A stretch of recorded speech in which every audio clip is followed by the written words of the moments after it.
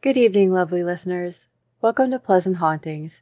I'm Melissa, and tonight on All Hallows Eve, I am reading a very interesting and clever horror story for you all from 1900. The author, Richard Marsh, pseudonym comprised of his and his mother's maiden name, was born in London, 1857, and given the name Richard Bernard Heldman. His parents worked in the lace industry, but his father changed careers and started publishing fiction.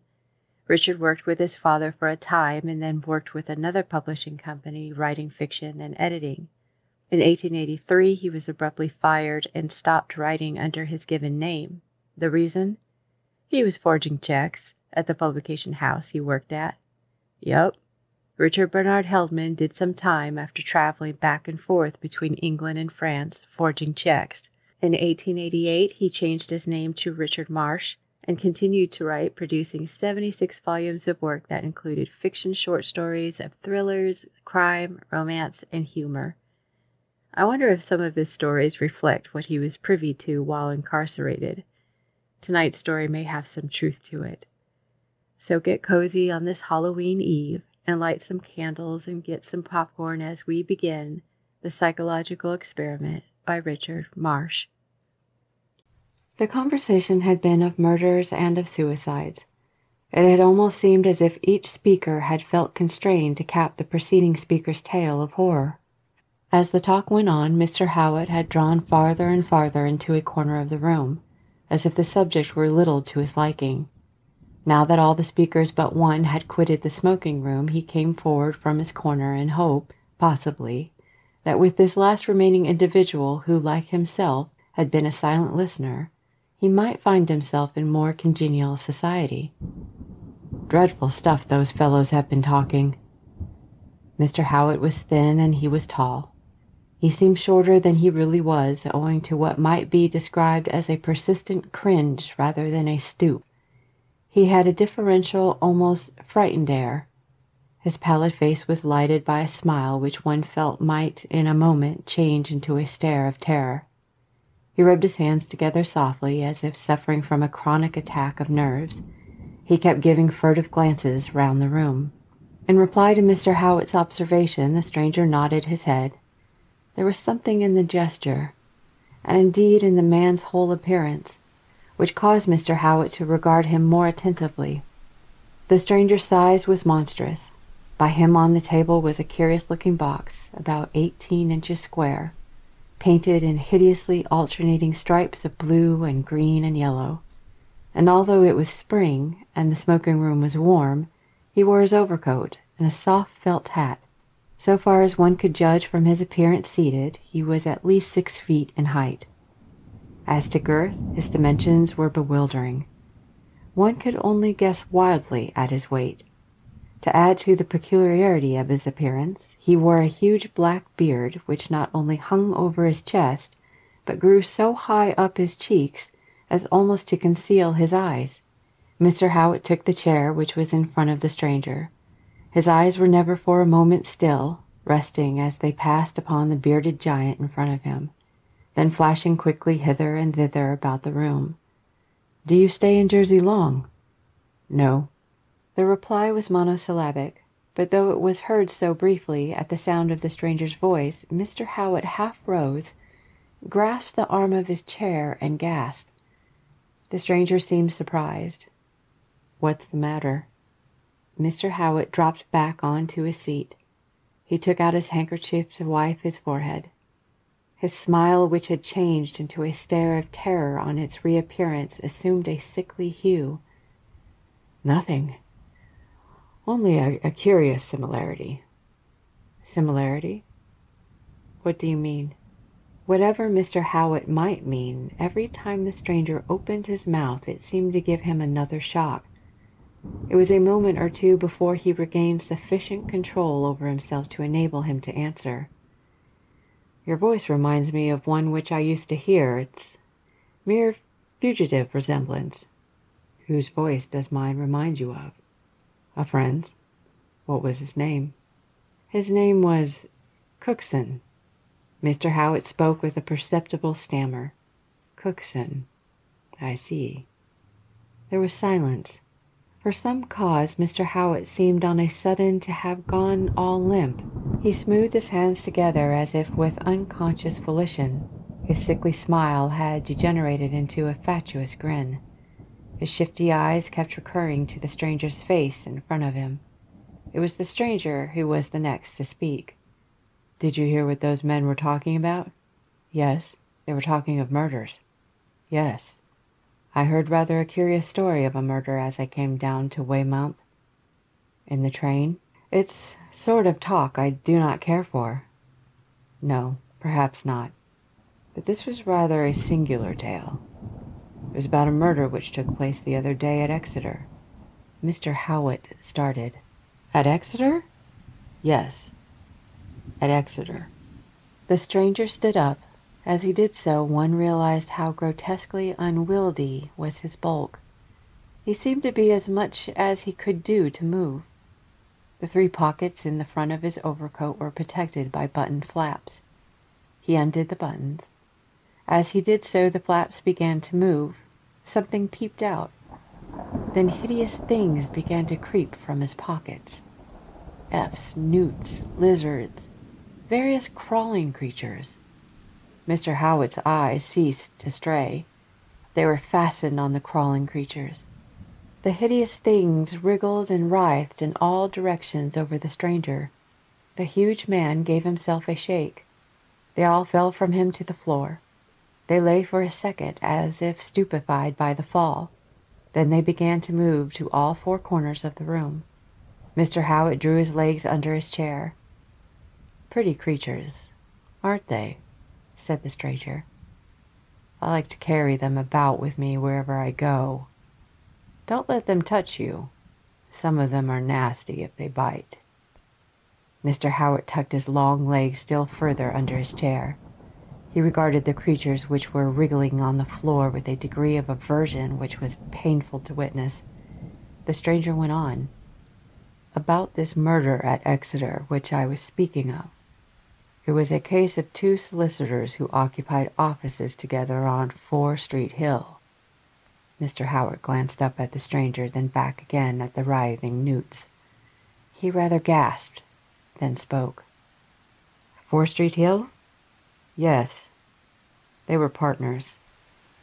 The name of one of them was Rolt. Andrew Rolt. By the way, I like to know with whom I am talking. May I inquire what your name is?" This time Mr. Howitt was staring at the stranger with wide-open eyes, momentarily forgetful even of the creatures which were actually crawling beneath his chair. He stammered and he stuttered. My name's Howitt. You'll see it in the hotel register." "Howitt? I see. I'm glad I have met you, Mr. Howitt. It seems that this man, Andrew Rolt, murdered his partner, a man named Douglas Colston." Mr. Howitt was altogether oblivious of the things upon the floor. He clutched at the arms of his chair. His voice was shrill. "Murdered? How do they know he murdered him?" "It seems they have some shrewd ideas upon the point from this." The stranger took from an inner pocket of his overcoat what proved, when he had unfolded it, to be a double-crown poster. He held it up in front of Mr. Howitt. It was headed in large letters, "Murder. £100 reward." You see, they are offering £100 reward for the apprehension of this man, Andrew Rolt. That looks as if someone had suspicions. Here is his description. Tall, thin, stoops, has sandy hair, thin on top, parted in the middle, restless gray eyes, wide mouth, bad teeth, thin lips, white face, speaks in a low, soft voice, has a nervous trick of rubbing his hands together. The stranger ceased reading from the placard to look at Mr. Howitt. Are you aware, sir, that this description is very much like you? Mr. Howitt's eyes were riveted on the placard. They had followed the stranger as he read. His manner was feverishly strained. "It's not. Nothing of the sort. It's your imagination. It's not the least like me. Pardon me, but the more I look at you, the more clearly I perceive how strong is the resemblance. It is you to the life. As a detective," he paused. Mr. Howitt held his breath. "I mean, supposing I were a detective, which I am not." He paused again. Mr. Howitt gave a gasp of relief. "I should feel almost justified in arresting you and claiming the reward. You are so made in the likeness of Andrew Rolt." "I'm not. I deny it. It's a lie." Mr. Howitt stood up. His voice rose to a shriek. A fit of trembling came over him. He constrained him to sit down again. The stranger seemed amused. "My dear sir, I entreat you to be calm. I was not suggesting for one moment that you had any actual connection with the miscreant Rolt. The resemblance must be accidental. Did you not tell me your name was Howitt?" "Yes, that's my name. Howitt. William Howitt." "Any relation to the poet?" "Poet?" Mr. Howitt seemed mystified, then to make a dash at it. "Yes, my great-uncle." "I congratulate you, Mr. Howitt, on your relationship. I've always been a great admirer of your great-uncle's works. Perhaps I'd better put this poster away. It may be useful for future reference." The stranger, folding up the placard, replaced it in his pocket. With a quick movement of his fingers, he did something which detached what had seemed to be the inner lining of his overcoat from the coat itself, splitting the garment, as it were, and making it in two. As he did so, there fell from all sides of him another horde of crawling creatures. They dropped like lumps of jelly onto the floor, and remained for some seconds a wriggling mass. Then, like their forerunners, they began to make incursions towards all the points of the compass.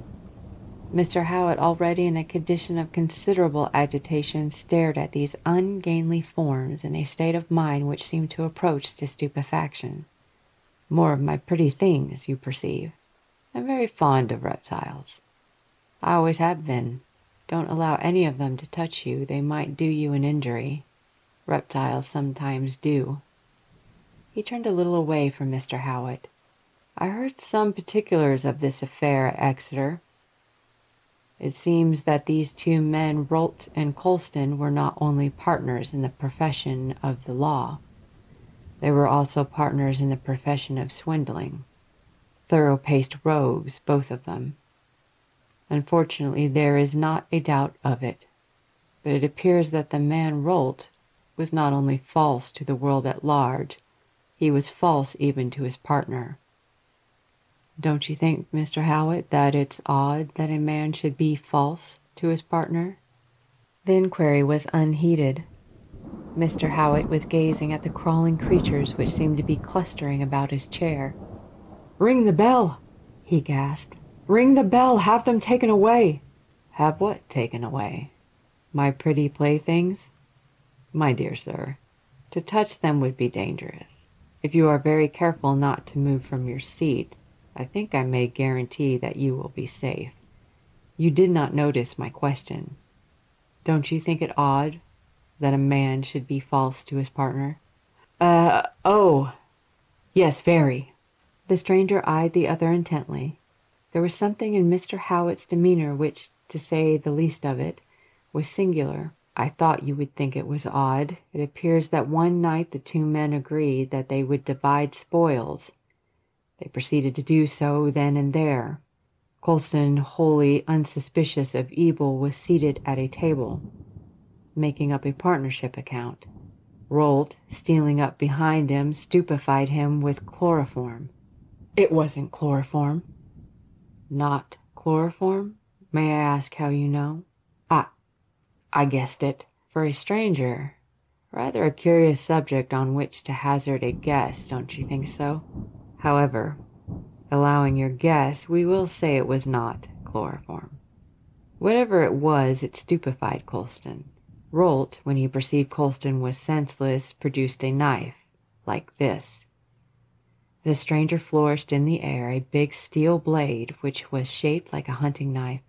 As he did so, throwing his overcoat from him onto the floor, he turned right round towards Mr. Howitt. Mr. Howitt stared at him, voiceless. It was not so much at the sufficiently ugly weapon he was holding in his hand at which he stared, as at the man himself. The stranger, indeed, presented an extraordinary spectacle. The upper portion of his body was enveloped in some sort of oilskin, such as sailors wear in dirty weather. The oilskin was inflated to such an extent that the upper half of him resembled nothing so much as a huge ill-shaped bladder.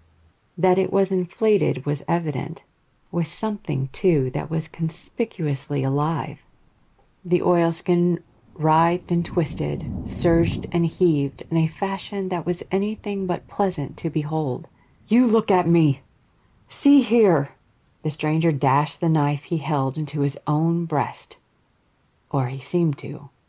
He cut the oilskin open from top to bottom, and there gushed forth, not his heart's blood, but an amazing mass of hissing, struggling, twisting serpents. They fell, all sorts and sizes, in a confused, furious, frenzied heap upon the floor. In a moment the room seemed to be alive with snakes. They dashed hither and thither, in and out, round, in search either of refuge or revenge. And as the snakes came on, the efts, the newts, the lizards, and the other creeping things, in their desire to escape them, crawled up the curtains and the doors and the walls. Mr. Howitt gave utterance to a sort of strangled exclamation. He retained sufficient presence of mind to spring upon the seat of his chair and to sit upon the back of it.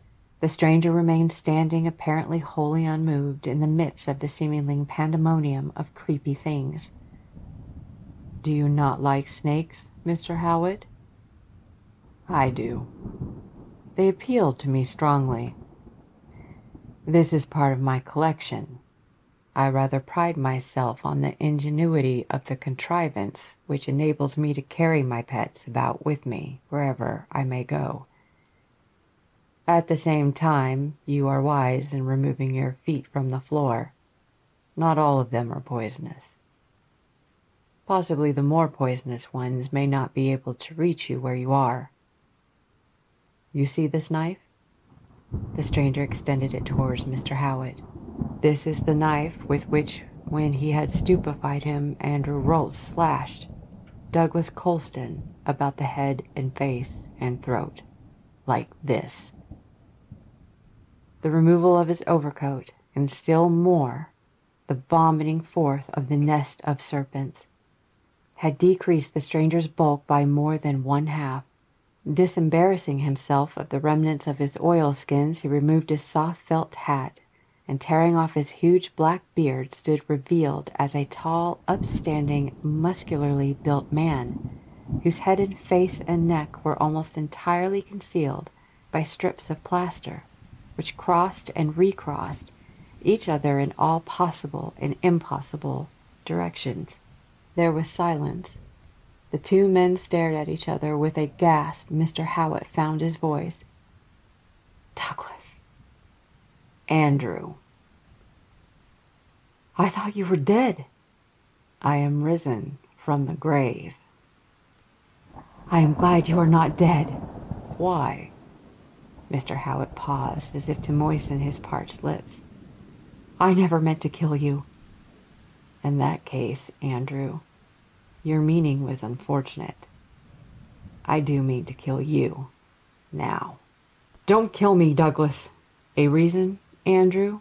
If you knew what I have suffered since I thought I had killed you, you would not wish to take upon yourself the burden which I have had to bear." "My nerves, Andrew, are stronger than yours. What would crush you to the ground would not weigh on me at all. Surely you knew that before." Mr. Howitt fidgeted on the back of his chair. "It was not that you did not mean to kill me. You lacked the courage." You gashed me like some frenzied cur. Then, afraid of your own handiwork, you ran to save your skin. You dared wait to see if what you had meant to do was done. Why, Andrew, as soon as the effects of your drug had gone, I sat up. I heard you running down the stairs. I saw your knife lying at my side and stained with my own blood. See, Andrew, the stains are on it still. I even picked up this scrap of paper which had fallen from your pocket onto the floor. He held out a piece of paper towards Mr. Howitt. It is an advertisement of a hotel, Hotel de la Couronne d'Or St. Heliers, Jersey.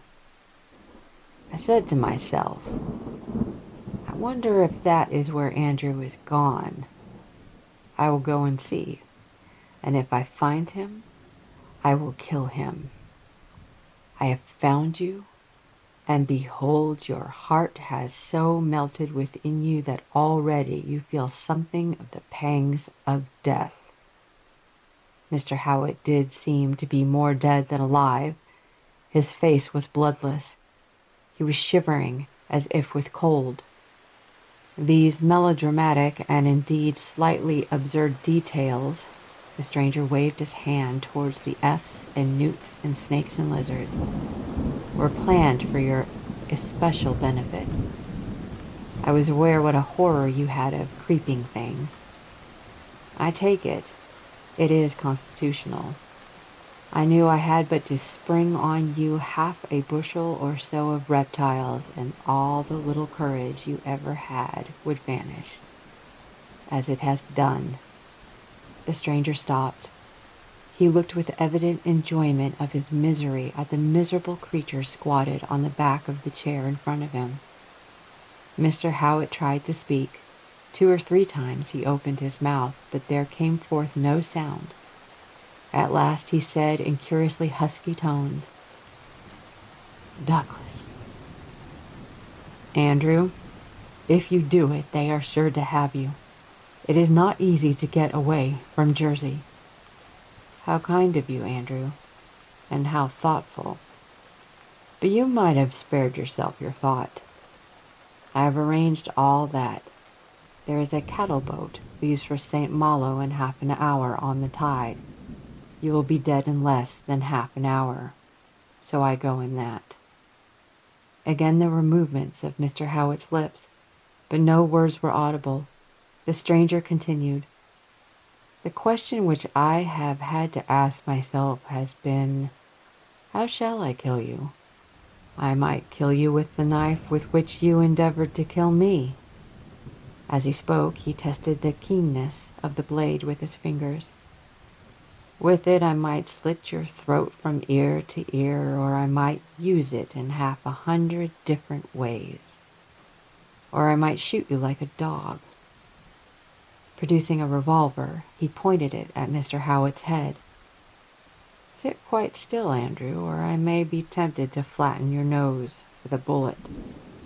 You know I can shoot straight. I might avail myself of this. Still keeping the revolver pointed at Mr. Howitt's head, he took from his waistcoat pocket a small syringe. This, Andrew, is a hypodermic syringe. I have but to take firm hold of you, thrust the point into one of the blood vessels of your neck, and inject the contents. You at once endure exquisite tortures, which after 2 or 3 minutes, which will seem to you like centuries, will result in death. But I have resolved to do myself and you this service with neither of the 3. Again the stranger stopped. This time Mr. Howitt made no attempt to speak. He was not a pleasant object to contemplate. As the other had said, to judge from his appearance, he already seemed to be suffering some of the pangs of death. All the manhood had gone from him. Only the shell of what was meant to be a man remained.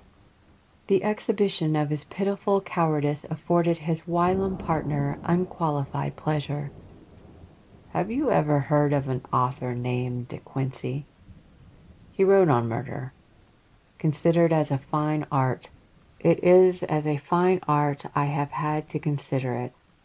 In that connection I have had to consider three things: that you must be killed, that you must be killed in such a manner that you shall suffer the greatest possible amount of pain, and not the least essential, that you must be killed in such a manner that under no circumstances can I found guilty of having caused your death. I have given these 3 points my careful consideration, and I think that I have been able to find something which will satisfy all the requirements. That something is in this box. The stranger went to the box which was on the table, the square box which had as ornamentation the hideously alternating stripes of blue and green and yellow. He rapped on it with his knuckles. As he did so, from within there came a peculiar sound, like a sullen murmur. You hear? It is death calling to you from the box. It awaits its prey. It bids you come. He struck the box a little bit harder. There proceeded from it, as if responsive to his touch, what seemed to be a series of sharp and angry screeches. Again, it loses patience. It grows angry. It bids you hasten. Ah! He brought his hand down heavily upon the top of the box. Immediately the room was filled with a discord of sounds. Cries, yelping, screams, snarls, the tumult dying away in what seemed to be an intermittent, sullen roaring. The noise served to rouse the snakes and efts and lizards to renewed activity. The room seemed again to be alive with them. As he listened, Mr. Howitt became livid. He was apparently becoming imbecile with terror. His aforetime partner, turning to him, pointed to the box with outstretched hand. What a row it makes! What a rage it's in! Your death screams out to you with a ravening longing, the most awful death that a man can die. Andrew, to die, and such a death as this. Again he struck the box. Again there came from it that dreadful discord. Stand up! Mr. Howard looked at him, as a driveling idiot might look at a keeper whom he fears. It seemed as if he made an effort to frame his lips for the utterance of speech, but he had lost the control of his muscles. With every fiber of his being he seemed to make a dumb appeal for mercy to the man in front of him. The appeal was made in vain. The command was repeated. Get off your chair and stand upon the floor. Like some trembling automaton, Mr. Howard did as he was told. He stood there like some lunatic deaf-mute. He seemed as if he could not move, save at the bidding of his master. That master was careful not to loosen by so much as a hair's breadth the hold he had of him. I now proceed to put into execution the most exquisite part of my whole scheme. Were I to unfasten the box and let death loose upon you, some time or other it might come out. These things do come out at times. And it might then appear that the deed had, after all, been mine. I would avoid such risks. So you shall be your own slayer, Andrew. You shall yourself unloose the box, and you shall yourself give death its freedom, so that it may work on you its will. The most awful death that a man can die. Come to me here. And the man went to him, moving from a curious stiff gait, such as one might expect from an automaton. The creatures writhing on the floor went unheeded, even though he trod on them. Stand still in front of the box. The man stood still. Kneel down. The man did hesitate. There did seem to come to him some consciousness that he should himself be the originator of his own volition. There did come on to his distorted visage an agony of supplication which it was terrible to witness. The only result was an emphasized renewal of the command. Kneel down upon the floor. And the man knelt down. His face was within a few inches of the painted box.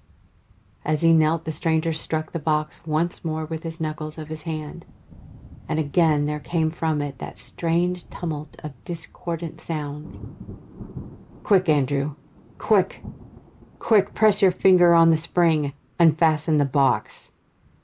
The man did as he was bid, and in an instant, like a conjurer's trick, the box fell all to pieces, and there sprang from it right into Mr. Howitt's face, with a dreadful noise, some dreadful thing within folded his head in its hideous embraces.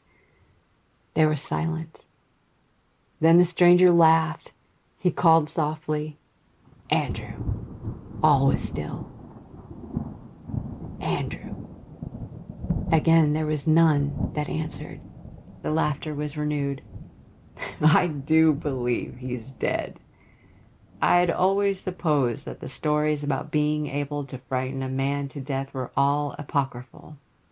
But that a man could be frightened to death by a thing like this. A toy. A toy." He touched the creature which concealed Mr. Howitt's head and face. As he said, it was a toy. A development of the old-fashioned jack-in-the-box. A dreadful development, and a dreadful toy. Made in the image of some creature of the squid class, painted in livid hues, provided with a dozen long, quivering tentacles, each actuated by a spring of its own. It was these tentacles which had enfolded Mr. Howitt's head in their embraces. As the stranger put them from him, Mr. Howitt's head fell, face foremost, onto the table. His partner, lifting it up, gazed down at him. Had the creature actually been what it was intended to represent, it could not have worked more summary execution. The look which was on the dead man's face, as his partner turned it upwards, was terrible to see.